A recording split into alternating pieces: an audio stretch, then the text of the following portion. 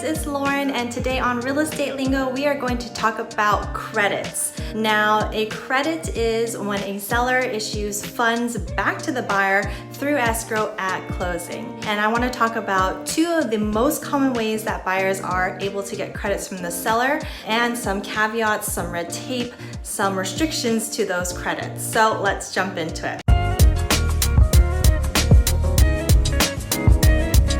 So the most common way that buyers are able to negotiate a credit with the seller is through their request for repairs. When they do their inspections, if they find any items that they want to ask the seller to take care of, instead of asking for a repair, they can ask for a credit to go towards the cost of those repairs. The second most common way that buyers can negotiate a credit from the seller is if the appraisal comes in lower than the price that they have negotiated for the sales price. So for example, if they're in escrow for $1 million purchase price and the appraisal comes in at $950,000, they can then negotiate a $50,000 price reduction or credit. And that brings us to the caveat, the red tape, the restriction around credits.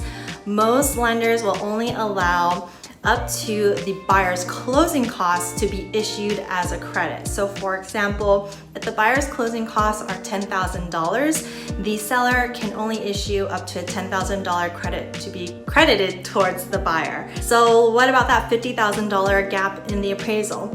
If the buyer and seller agree to a $50,000 credit, the way that they can take full advantage of that $50,000 is to then negotiate a price reduction. So whether they want to split it up and say $10,000 goes towards the closing cost and the rest, the $40,000, will go towards a price reduction, or if they just want to ask for a price reduction, they must keep in mind what the buyer's closing costs are so that the buyer can take full advantage of the negotiated credit. I hope that is helpful. I hope you understand and learned something new today. If you have any questions, please feel free to reach out to me. I will see you guys next week. Bye.